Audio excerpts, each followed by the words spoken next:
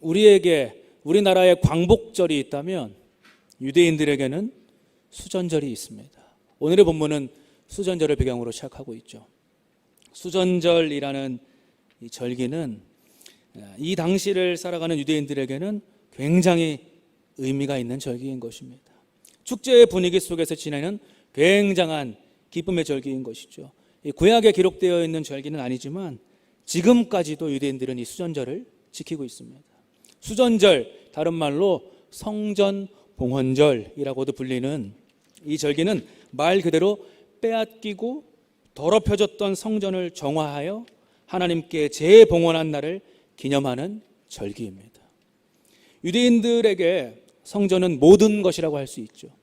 그런데 기원전 164년경에 이 시리아의 안티오쿠스 에피파네스 4세가 예루살렘의 이 성전에 그 번제단 자리에 제우스 동상을 세워서 성전을 더럽힌 것입니다. 도저히 있을 수도 있어서도 안 되는 그러한 일이 일어난 것이죠. 성전을 잃은 것도 모욕인데 그곳에 이방 신상이 세워지고 절대 허용될 수 없는 그러한 제물이 바쳐지는 일들에 유대인들의 인내심은 한계에 다다르게 된 것입니다. 뿐만 아니라 포악한 압제까지 더해졌죠. 결국에 무슨 일이 벌어졌겠습니까? 결국에 혁명이 일어난 것입니다. 그 혁명이 바로 유명한 마카비 혁명입니다. 유다 마카비를 필두로 이 수리아 군대를 물리치고 다시 그 성전을 탈환하여 그 주전 164년 유대력으로 기슬르월, 태양력으로 하면 12월 정도 되거든요. 그 12월 25일에 하나님께 재봉헌한 것입니다. 백성들은 이 성전 봉헌, 성전 재봉헌을 8일 동안 기념했고 해마다 기슬르월, 태양력으로 12월 25일에 시작해서 8일 동안 수전절로 지켜오는 것입니다. 예배할 수 없었던 때, 도저히 소망할 수 없었던 때에 다시 빛이 비추어졌다라는 의미를 담아 이 절기가 되면 유대인들의 각 가정마다 등불을 켜고 촛불을 켜서 기념했기 때문에 이 수전절을 빛의 절기라고도 부릅니다. 이런 축제의 절기, 기쁨의 절기, 빛의 절기, 이 정체적인 의미에서도 혹은 종교적인 의미에서도 중요한 이 절기에 예수님은 성전 안 솔로몬 행각을 거닐고 계셨다는 것이 오늘의 본문의 시작입니다. 제가 사진을 하나 준비했거든요. 잘 보이실지 모르겠습니다. 저기 오른쪽에 동그라미가 이렇게 길게 쳐 있죠. 바로 저기입니다. 솔로몬의 행각. 그곳을 거닐고 계셨죠.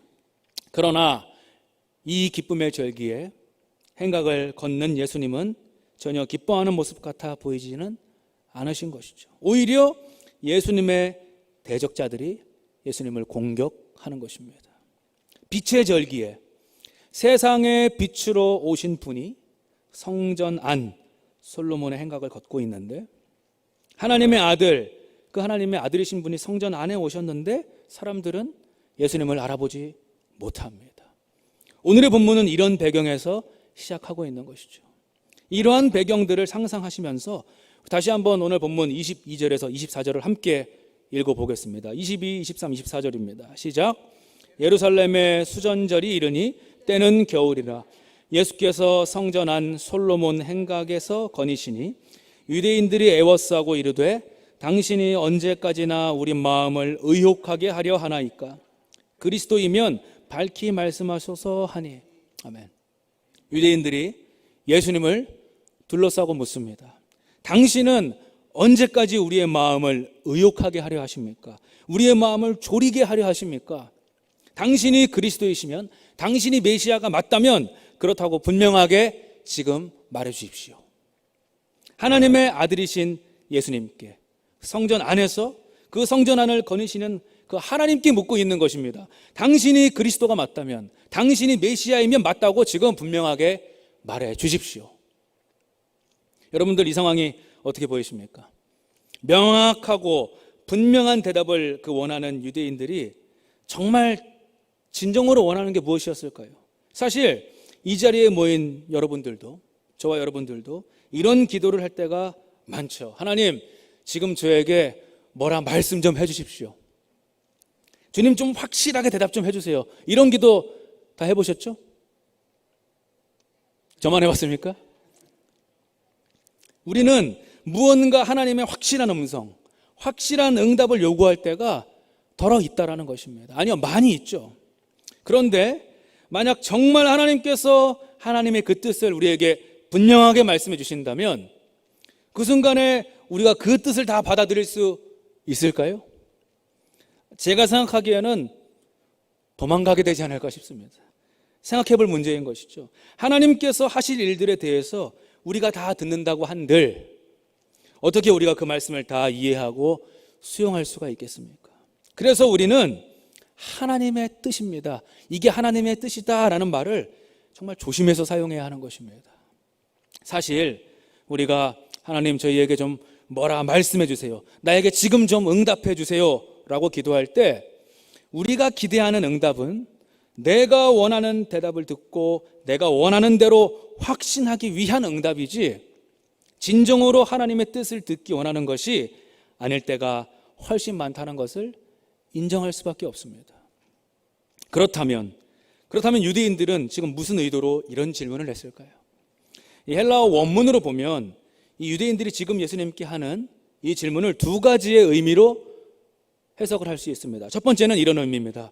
당신은 언제까지 우리를 정말 주바심 나게 하려 하십니까? 라고 번역할 수 있고요. 두 번째는 부정적인 의미로 당신은 언제까지 우리의 화를 돋구려 하십니까? 라고 이렇게 두 가지로 번역을 할 수 있는 것이죠. 첫 번째 번역의 의미는 열린 마음으로 예수님께 진지하게 묻는 것입니다. 당신이 정말 누굽니까? 당신 정말 누구십니까? 라는 의미에서 마음을 졸이는 것이죠. 두 번째 이 부정적 이 번역의 의미는 예수님을 궁지에 몰아 넣으려는 의미죠. 둘 중에 어떤 의미가 맞다라고는 정확하게 할 수 없습니다. 그러나 이 두 가지의 의미, 정말 마음을 졸이며 정말 진지하게 당신이 정말 누구십니까? 묻는 사람들과 악의를 가지고 묻는 사람들과 같이 여러 의견을 가진 유대인들이 함께 질문했다라는 것입니다. 이것을 알 수 있는 구절이 오늘 본문 바로 윗 구절이죠. 19절에서 21절을 제가 읽어드리겠습니다. 이 말씀으로 말미암아 유대인 중에 다시 분쟁이 일어나니 그 중에 많은 사람이 말하되 그가 귀신 들려 미쳤거늘 어찌하여 그 말을 듣느냐 하며 어떤 사람은 말하되 이 말은 귀신 들린 자의 말이 아니라 귀신이 맹인의 눈을 뜨게 할 수 있느냐 하더라. 예수님께서 자신이 선한 목자이심을 말씀하시는 그 비유의 말씀을 듣고 유대인들 사이에 분쟁이 일어난 것이에요. 자신이 선한 목자요 하나님의 아들이심을 말씀하시는 그 예수님의 말씀을 듣고 어떤 유대인들은 저 사람이 지금 귀신 들려 미쳤다라고 말하고 어떤 유대인들은 아니다, 어떻게 귀신 들린 사람이 이러한 기적을 나타낼 수 있냐, 맹인의 눈을 뜨게 할 수 있느냐라는 반박하는 일이 있었다라는 것이죠. 이 말씀들을 보면 유대인들이라고 다 예수님을 배척하고 대적하지는 않았다라는 것을 우리가 알 수 있습니다. 선한 목자의 음성을 알아듣는 양이 있었고 알아듣지 못하는 양이 있었다라는 것입니다. 예수님께서 행하시는 그 표적들을 보고 그리스도이심을, 메시아이심을 알게 된 양들이 있었고 그것을 똑같이 보고 경험했지만 알지 못하는 양이 있었다라는 말씀입니다. 그래서 오늘 본문에 25절에서 27절에 예수님께서 이렇게 대답하십니다. 우리 한번 같이 읽어볼까요? 예수님의 말씀입니다. 25절에서 27절 시작. 예수께서 대답하시되 내가 너희에게 말하였으되 믿지 아니하는도다. 내가 내 아버지의 이름으로 행하는 일들이 나를 증거하는 것이거늘 너희가 내 양이 아니므로 믿지 아니하는도다. 내 양은 내 음성을 들으며 나는 그들을 알며 그들은 나를 따르느니라. 아멘. 여러분, 이 말씀을 듣고도, 예수님께서 하시는 이 말씀을 듣고도 부정적으로 질문하는 유대인들에게는 답을 줘도 답이 되지 않는 것이죠. 자신이 원하는 응답이 아니기 때문입니다. 당장 분명한 대답을 원하는 자들은 그래서 지금 당신이 메시아냐 아니냐라는 그 대답을 원할 뿐이라는 사실이죠. 사실 이런 대답을 원하는 자들은 설령 분명하게 대답을 해준다 할지라도 믿지 않았을 것입니다. 왜냐하면 이미 그들은 예수님에게 믿으려고 질문하는 것이 아니기 때문이라는 것이죠. 당신이 메시아라는 말, 그리스도라는 표현은 너무나도 많은 정치적인 의미를 담고 있는 표현이었습니다. 이 표현을 악하게 이용하려는 자들에게 예수님은 있는 그대로 답하지 않으시는 겁니다. 하지만 사마리아에서 만난 그 한 여인에게는 자신이 메시아이심을 말씀해 주신 적이 있습니다. 요한복음 4장 그 본문을 제가 읽어드릴게요. 25, 26절. 여자가 이르되 메시아 곧 그리스도라 하는 이가 오실 줄을 내가 아노니 그가 오시면 모든 것을 우리에게 알려주시리이다. 예수께서 이르시되 네가 말하는 내가 그라 하시니라. 아멘. 사실 예수님께서 하신 말씀과 모든 표적들이 그 모든 것을 다 답해주고 있습니다. 요한복음 20장 30절 31절에서는 이 복음서에 기록되지 않은 표적도 많이 행하셨지만 지금 이 기록되어져 있는 것만으로도 예수께서 하나님의 아들이심을 믿도록 증거하기에 충분하다라고 말하고 있죠. 그래도 예수님께서 만약에 분명한 대답을 원하는 자들에게 그래 내가 메시아다 라고 말씀하셨다면 무슨 일이 일어났을까요? 원하는 그대로 대답을 해줬다면 무슨 일이 일어났겠습니까? 아마 예수님을 심히 오해했을 것입니다. 아마 이 분명한 대답을 들은 유대인들 중에는 박수를 치면서 땅을 치면서 됐다, 이제 때가 됐다. 지금 무슨 날이라고요? 성전 봉헌절. 바로 이날 다시 혁명의 때가 됐다 라고 하며 정치적으로 군사적으로 로마의 압제에 맞서 혁명을 일으키려는 이 그날만 기다리고 있던 유대인들이 일어났을지도 모릅니다. 예수님께서 자신의 가장 가까운 제자들에게 자신이 그리스도이심을 밝히시며 뭐라고 말씀하셨죠? 고난받는 종이심을 말씀하셨을 때 제자들조차도 혼란스러워하고 거부하는 반응을 보였었습니다.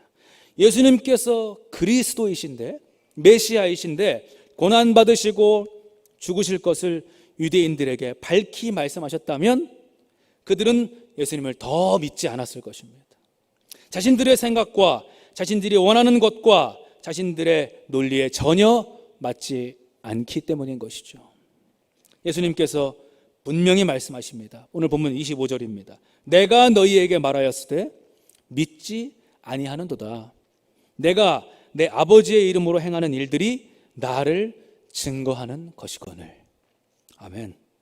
예수님은 질문하는 사람들에게 이미 다 분명하게 말해 주었다라고 말씀하고 계십니다.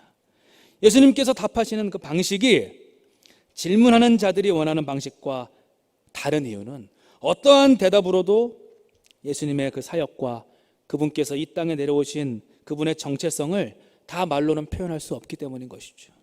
듣는 자들이 다 받아들일 수가 없기 때문입니다.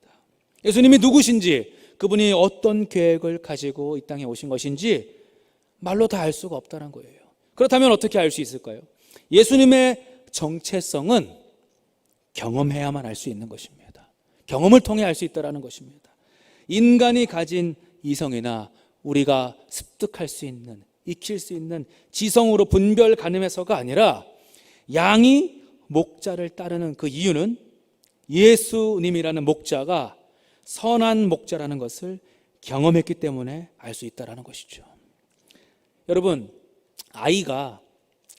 그 어린 아이가 엄마를 알고 엄마를 신뢰하는 이유는 거리낌 없이 자기의 그 몸을 엄마에게 맡기고 안길 수 있는 이유가 무엇이겠습니까?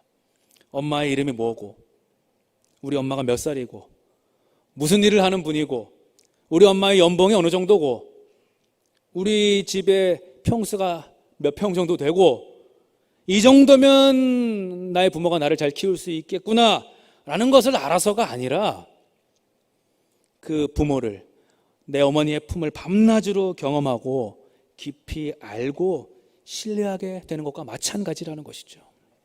이러한 관계는 신뢰라는 단어로는 도저히 그 의미가 다 담기지 않는 그런 그 무엇이 아니겠습니까?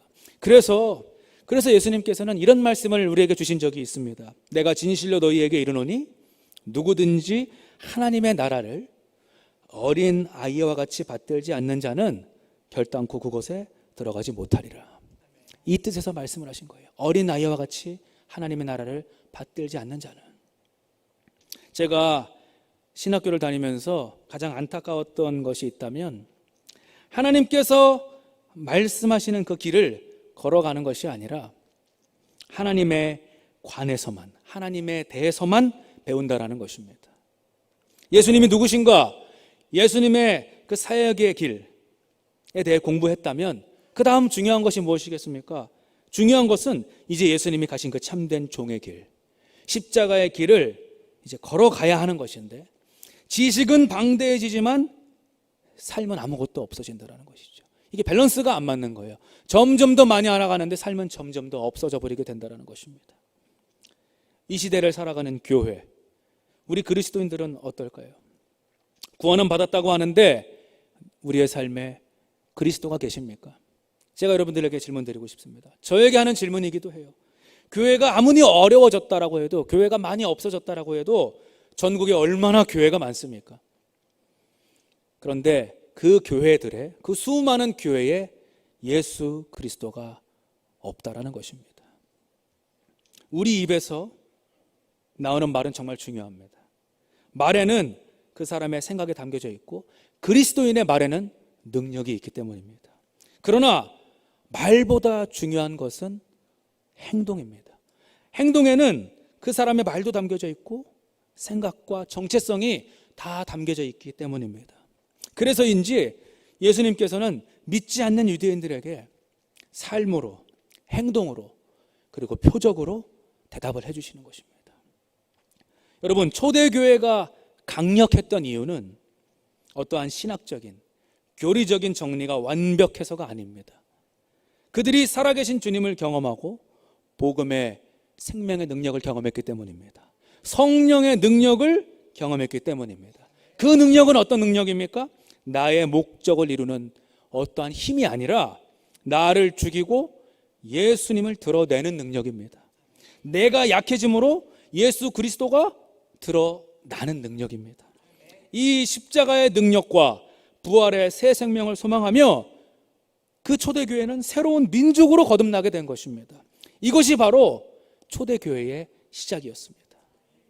그러나 오늘날 우리는 이상하게 그 충분한, 이미 완벽한, 충만한 복음의 능력을 축소시켜서 나의 지성, 이 시대의 논리, 이 시대가 주장하는 어떠한 가치를 복음에 적용하고 그 복음을 가두지 않았나 생각해 보게 되는 것입니다. 예수님이 직접 말씀하시고 예수께서 이 시대에도 보여주시는 것들에서 들려오는 그 음성이 아니라 우리가 다른 음성에 귀 기울이고 있는 일이 허다하다라는 것입니다. 오늘 본문 27절입니다.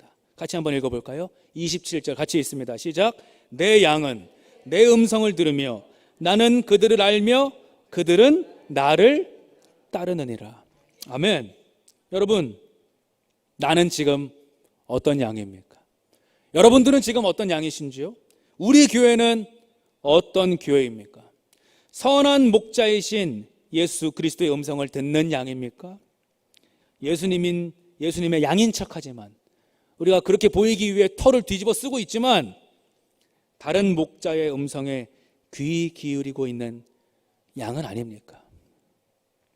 당신이 메시아가 맞습니까? 라는 그 질문에 계속해서 이어서 대답하시는 그 예수님은 이제 더 어마어마한 말씀을 이어가시는데, 이 대답이 그 음성을 듣고 믿고 따르는 자들에게는 놀라운 축복과 소망의 말씀이 되지만 믿지 않는 자들에게는 감당할 수 없는 두려운 절망의 말씀이 됩니다. 이어지는 본문 한번 같이 읽어볼까요? 28절에서 30절 같이 읽습니다. 시작. 내가 그들에게 영생을 주노니 영원히 멸망하지 아니할 것이요 또 그들을 내 손에서 빼앗을 자가 없느니라. 그들을 주신 내 아버지는 만물보다 크심에 아무도 아버지 손에서 빼앗을 수 없느니라. 나와 아버지는 하나이니라 하신대. 아멘, 아멘. 여러분, 이 대답을 통해 예수님께서 분명히 말씀하셨습니다. 결정은 이제 이 말씀을 듣는 자들이 하는 것입니다. 선한 목자의 음성을 듣는 양에게 영광스러운 약속이 주어졌습니다. 예수님의 음성을 듣고 그 음성을 자기 목자의 음성으로 인정하고 듣고 믿고 따르는 사람은 영원히 멸망하지 않을 것임을 약속하십니다. 예수님의 양을 아무도 그분의 손에서 빼앗을 수 없고 아버지의 손에서 감히 빼앗을 수 없다고 말씀하십니다. 예수님의 음성을 듣는 양들에 대한 미래의 소망에 대한 말씀을 선포하고 계시는 것입니다. 그러나 예수님이 목자가 아닌 그 음성을 거부하는 양들은 정반대라는 것이죠. 아버지의 손에서 이탈되어지는 것입니다. 하나님 아버지에게서 이탈되어지는 것이 곧 멸망이라는 사실입니다.